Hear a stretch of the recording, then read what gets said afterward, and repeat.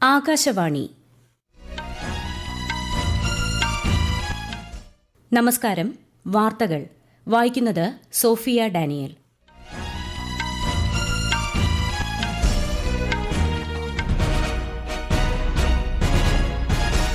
പ്രധാന വാർത്തകൾ. നിയുക്ത പ്രധാനമന്ത്രി നരേന്ദ്രമോദിയുടെ നേതൃത്വത്തിലുള്ള എൻഡിഎ സർക്കാരിന്റെ സത്യപ്രതിജ്ഞ നാളെ വൈകിട്ട് രാഷ്ട്രപതി ഭവനിൽ.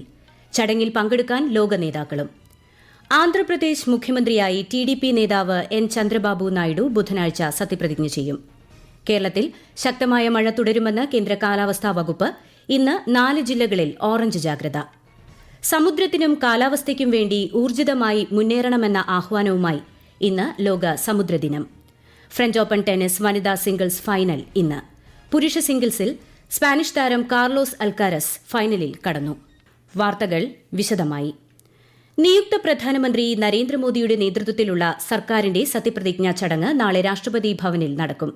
വൈകുന്നേരം 7:15 രാഷ്ട്രപതി ദ്രൌപദി മുർമു ശ്രീ നരേന്ദ്രമോദിക്കും പുതിയ മന്ത്രിസഭാ അംഗങ്ങൾക്കും സത്യവാചകം ചൊല്ലിക്കൊടുക്കും. തുടർച്ചയായി 3ാം തവണയാണ് ഇന്ത്യൻ പ്രധാനമന്ത്രിയായി ശ്രീ നരേന്ദ്രമോദി അധികാരമേൽക്കുന്നത്. എൻഡിഎ സഖ്യം ശക്തവും സുസ്ഥിരവും വളർച്ചാ കേന്ദ്രീകൃതവുമായ സർക്കാർ രൂപീകരിക്കുമെന്ന് ശ്രീ മോദി വ്യക്തമാക്കി. വിശദാംശങ്ങളിലേക്ക്. ഭരണഘടനയുടെ അനുച്ഛേദം 75(1) പ്രകാരം നിക്ഷിപ്തമായ അധികാരം വിനിയോഗിച്ചുകൊണ്ട് രാഷ്ട്രപതി ദ്രൌപദി മുർമു നരേന്ദ്രമോദിയെ ഇന്ത്യൻ പ്രധാനമന്ത്രിയുടെ ഓഫീസിലേക്ക് നിയമിച്ചതായി രാഷ്ട്രപതി ഭവൻ സമൂഹമാധ്യമക്കുറിപ്പിൽ പറഞ്ഞു. നേരത്തെ ബിജെപി അധ്യക്ഷൻ ജെ.പി. നദ്ദയുടെ നേതൃത്വത്തിലുള്ള എൻഡിഎ പ്രതിനിധി സംഘം രാഷ്ട്രപതി ദ്രൌപദി മുർമുവിനെ സന്ദർശിച്ച് ശ്രീ നരേന്ദ്രമോദിയെ ബിജെപി പാർലമെന്ററി പാർട്ടി നേതാവായി തെരഞ്ഞെടുത്തതായി കാണിച്ച് കത്ത് നൽകിയിരുന്നു. എൻഡിഎ ഘടകകക്ഷികളുടെ പിന്തുണ അറിയിച്ചുള്ള കത്തും രാഷ്ട്രപതിക്ക് കൈമാറി. എൻഡിഎ ശക്തവും സുസ്ഥിരവും വളർച്ചാ കേന്ദ്രീകൃതവുമായ സർക്കാർ രൂപീകരിക്കുമെന്ന് രാഷ്ട്രപതി ഭവന് പുറത്ത് സംസാരിക്കവേ ശ്രീ മോദി പറഞ്ഞു. വിശദാംശങ്ങൾ രാഷ്ട്രപതി ഭവൻ തയ്യാറാക്കുമെന്നും അപ്പോഴേക്കും മന്ത്രിമാരുടെ പട്ടിക രാഷ്ട്രപതിക്ക് കൈമാറുമെന്നും അദ്ദേഹം കൂട്ടിച്ചേർത്തു. 18ാം ലോക്സഭ പുതിയതും ഊർജ്ജസ്വലമായിരിക്കുമെന്നും രാജ്യത്തെ ജനങ്ങളുടെ പ്രതീക്ഷകളും അഭിലാഷങ്ങളും തന്റെ സർക്കാർ നിറവേറ്റുമെന്നും മോദി പറഞ്ഞു. News desk Akashvani. രാഷ്ട്രപതി ഭവനിൽ നടക്കാനിരിക്കുന്ന 3ാം നരേന്ദ്രമോദി സർക്കാരിന്റെ സത്യപ്രതിജ്ഞാ ചടങ്ങിൽ പങ്കെടുക്കാൻ ലോക നേതാക്കൾ എത്തുന്നു. ബംഗ്ലാദേശ് പ്രധാനമന്ത്രി ഷെയ്ഖ് ഹസീന, ശ്രീലങ്കൻ പ്രസിഡന്റ് റെനിൽ വിക്രമസിംഗെ ഉൾപ്പെടെയുള്ള രാഷ്ട്രതലവന്മാർ ചടങ്ങിൽ പങ്കെടുക്കും. പ്രത്യേക ക്ഷണം സ്വീകരിച്ചാണ് ഇവർ എത്തുന്നത്. നരേന്ദ്രമോദി സർക്കാരിന്റെ സത്യപ്രതിജ്ഞയോടനുബന്ധിച്ച് ഡൽഹിയിൽ ഡ്രോൺ ഉപയോഗത്തിന് നിരോധനം ഏർപ്പെടുത്തി. ഈ മാസം 9, 10 തീയതികളിൽ പാരാഗ്ലൈഡറുകൾ, പാരാമോട്ടറുകൾ, ഹാങ് ഗ്ലൈഡറുകൾ, ആളില്ലാ വ്യോമവാഹനങ്ങൾ, ഹോട്ട് എയർ ബലൂണുകൾ എന്നിവയുൾപ്പെടെയുള്ളവ ഉപയോഗിക്കുന്നത് ഡൽഹി പോലീസ് നിരോധിച്ചു. ലോക്സഭയിലെ പ്രതിപക്ഷ നേതാവിനെ തീരുമാനിക്കുന്നതിനുള്ള കോൺഗ്രസ് പ്രവർത്തക സമിതി യോഗം ഇന്ന് ന്യൂഡൽഹിയിൽ ചേരും. ലോക്സഭാ തെരഞ്ഞെടുപ്പ് ഫലവും യോഗം ചർച്ച ചെയ്യും. കോൺഗ്രസ് അധ്യക്ഷൻ മല്ലികാർജ്ജുൻ ഖർഗെ, മുതിർന്ന നേതാക്കളായ സോണിയാഗാന്ധി, രാഹുൽ ഗാന്ധി തുടങ്ങിയവരും യോഗത്തിൽ പങ്കെടുക്കും. അതേസമയം ലോക്സഭയിലേക്ക് പുതുതായി തിരഞ്ഞെടുക്കപ്പെട്ട തൃണമൂൽ കോൺഗ്രസ് എംപിമാരുടെ യോഗം ഇന്ന് വൈകിട്ട് 4 മണിക്ക് ചേരും. പശ്ചിമബംഗാൾ മുഖ്യമന്ത്രി മമതാ ബാനർജിയുടെ അധ്യക്ഷതയിൽ മുഖ്യമന്ത്രിയുടെ വസതിയിലാണ് യോഗം ചേരുന്നത്. ലോക്സഭാ തെരഞ്ഞെടുപ്പിൽ തങ്ങളുടെ ചുമതലകൾ വേഗത്തിലും കൃത്യതയിലും നിർവഹിച്ചതിന് എല്ലാ റിട്ടേണിംഗ് ഓഫീസർമാർക്കും ജില്ലാ തെരഞ്ഞെടുപ്പ് ഓഫീസർമാർക്കും മുഖ്യ തെരഞ്ഞെടുപ്പ് കമ്മീഷണർ രാജീവ് കുമാർ നന്ദി അറിയിച്ചു. ഉദ്യോഗസ്ഥർ തിരഞ്ഞെടുപ്പ് കമ്മീഷന്റെ വിശ്വാസം കാത്തുസൂക്ഷിച്ചതായി അദ്ദേഹം പറഞ്ഞു. തിരഞ്ഞെടുപ്പ് വേളയിൽ നേരിട്ട എല്ലാ വെല്ലുവിളികളും പ്രതികരണങ്ങളും വിജയഗാഥകളും രേഖപ്പെടുത്താൻ ജില്ലാ മജിസ്ട്രേറ്റുകൾ, ഡെപ്യൂട്ടി കമ്മീഷണർമാർ, റിട്ടേണിംഗ് ഓഫീസർമാർ, ജില്ലാ തെരഞ്ഞെടുപ്പ് ഓഫീസർമാർ എന്നിവർക്കയച്ച കത്തിൽ ശ്രീ രാജീവ് കുമാർ ആവശ്യപ്പെട്ടു. സംസ്ഥാനങ്ങളിലെയും കേന്ദ്രഭരണ പ്രദേശങ്ങളിലെയും പോലീസ് ഉദ്യോഗസ്ഥർക്കും മുഖ്യ തെരഞ്ഞെടുപ്പ് കമ്മീഷണർ നന്ദി രേഖപ്പെടുത്തി. ആന്ധ്രാപ്രദേശ് മുഖ്യമന്ത്രിയായി തെലുങ്കുദേശം പാർട്ടി ദേശീയ അധ്യക്ഷൻ എൻ ചന്ദ്രബാബു നായിഡു ബുധനാഴ്ച സത്യപ്രതിജ്ഞ ചെയ്യും. വിജയവാഡയ്ക്ക് സമീപമാണ് സത്യപ്രതിജ്ഞാ ചടങ്ങ്. എൻഡിഎയുടെ മുതിർന്ന നേതാക്കളും അയൽ സംസ്ഥാനങ്ങളിലെ മുഖ്യമന്ത്രിമാരും സത്യപ്രതിജ്ഞാ ചടങ്ങിൽ പങ്കെടുക്കുമെന്ന് പ്രതീക്ഷിക്കുന്നു. വിഭജനത്തിനുശേഷം ആന്ധ്രാപ്രദേശിന്റെ മുഖ്യമന്ത്രിയായി ഇത് 2ാം തവണയാണ് നായിഡു സത്യപ്രതിജ്ഞ ചെയ്യുന്നത്. നിയമസഭാ തെരഞ്ഞെടുപ്പിൽ തെലുങ്കുദേശം പാർട്ടി, ജനസേന, ഭാരതീയ ജനതാ പാർട്ടി എന്നിവയുടെ എൻഡിഎ സഖ്യം 175 നിയമസഭാ സീറ്റുകളിൽ 164ലും വിജയിച്ചിരുന്നു. ജമ്മുകശ്മീരിലെ നിയമസഭയിലേക്കുള്ള പൊതു തെരഞ്ഞെടുപ്പിന് പൊതുചിഹ്നം അനുവദിക്കണമെന്നാവശ്യപ്പെട്ട് രാഷ്ട്രീയ പാർട്ടികളിൽ നിന്ന് അപേക്ഷകൾ സ്വീകരിക്കാൻ തീരുമാനിച്ചതായി തെരഞ്ഞെടുപ്പ് കമ്മീഷൻ അറിയിച്ചു.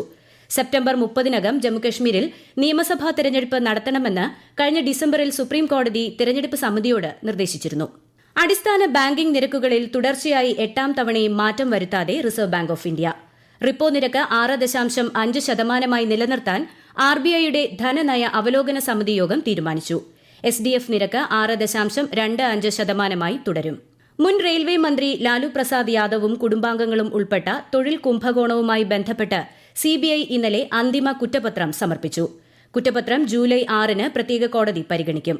കഴിഞ്ഞ ഒക്ടോബർ 4-ന് ലാലു പ്രസാദ് യാദവ്, ബീഹാർ ഉപമുഖ്യമന്ത്രി തേജസ്വി യാദവ്, റാബ്രി ദേവി എന്നിവർക്ക് കോടതി ജാമ്യം അനുവദിച്ചിരുന്നു.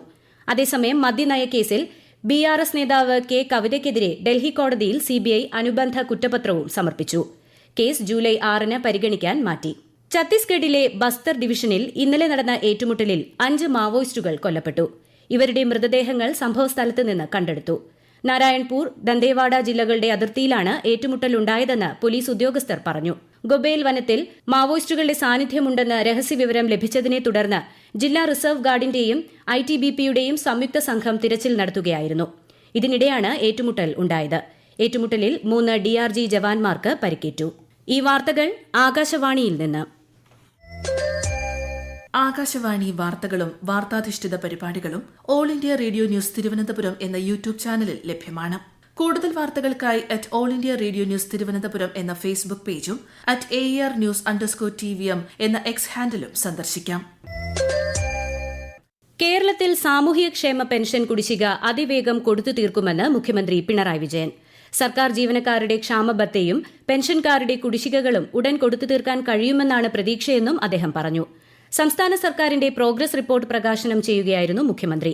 ജീവനക്കാർക്ക് അർഹമായ DA കൃത്യമായി നൽകുന്നതിന് പ്രയാസങ്ങളുണ്ടെന്നത് യാഥാർത്ഥ്യമാണെന്ന് മുഖ്യമന്ത്രി ചൂണ്ടിക്കാട്ടി. പെൻഷൻകാരുടെ DR പ്രശ്നവും ഉടൻ പരിഹരിക്കുമെന്നും മുഖ്യമന്ത്രി പറഞ്ഞു.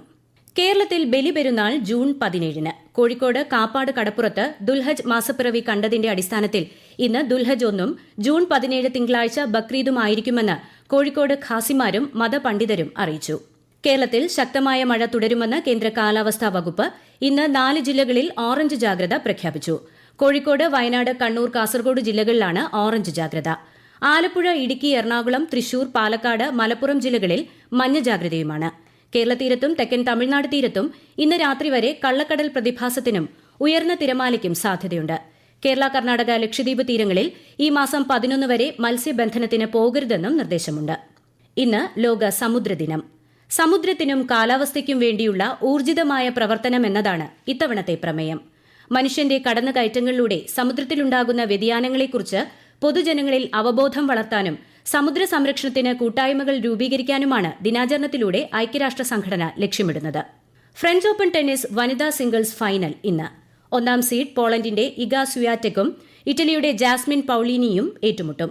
പുരുഷ സെമിയിൽ ഇറ്റാലിയൻ താരത്തെ പരാജയപ്പെടുത്തി സ്പാനിഷ് താരം കാർലോസ് അൽക്കാരസ് ഫൈനലിൽ കടന്നു. സ്കോർ 6-2, 3-6, 6-3, 4-6, 3-6. ഇതോടെ ഫ്രഞ്ച് ഓപ്പൺ ഫൈനലിലെത്തുന്ന ഏറ്റവും പ്രായം കുറഞ്ഞ സ്പാനിഷ് താരം എന്ന നേട്ടം കാർലോസ് സ്വന്തമാക്കി.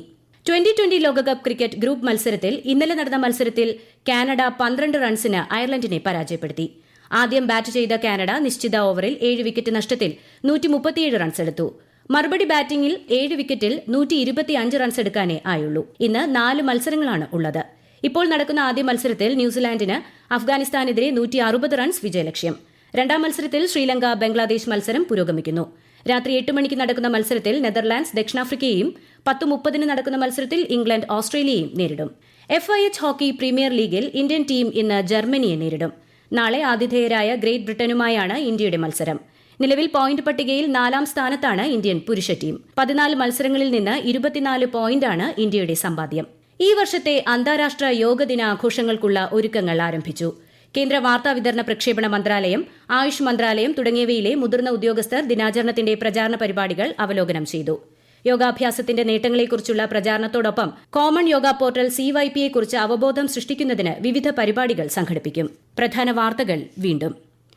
നിയുക്ത പ്രധാനമന്ത്രി നരേന്ദ്രമോദിയുടെ നേതൃത്വത്തിലുള്ള NDA സർക്കാരിന്റെ സത്യപ്രതിജ്ഞ നാളെ വൈകിട്ട് രാഷ്ട്രപതി ഭവനിൽ. ചടങ്ങിൽ പങ്കെടുക്കാൻ ലോക നേതാക്കളും. ആന്ധ്രാപ്രദേശ് മുഖ്യമന്ത്രിയായി TDP നേതാവ് N. ചന്ദ്രബാബു നായിഡു ബുധനാഴ്ച സത്യപ്രതിജ്ഞ ചെയ്യും. കേരളത്തിൽ ശക്തമായ മഴ തുടരുമെന്ന് കേന്ദ്ര കാലാവസ്ഥാ വകുപ്പ്. ഇന്ന് 4 ജില്ലകളിൽ ഓറഞ്ച് ജാഗ്രത. സമുദ്രത്തിനും കാലാവസ്ഥയ്ക്കും വേണ്ടി ഊർജിതമായി മുന്നേറണമെന്ന ആഹ്വാനവുമായി ഇന്ന് ലോക സമുദ്രദിനം. ഫ്രഞ്ച് ഓപ്പൺ ടെന്നീസ് വനിതാ സിംഗിൾസ് ഫൈനൽ ഇന്ന്. പുരുഷ സിംഗിൾസിൽ സ്പാനിഷ് താരം കാർലോസ് അൽക്കരാസ് ഫൈനലിൽ കടന്നു. വാർത്തകൾ കഴിഞ്ഞു. അടുത്ത വാർത്താ പ്രക്ഷേപണം ഉച്ചയ്ക്ക് 12:30.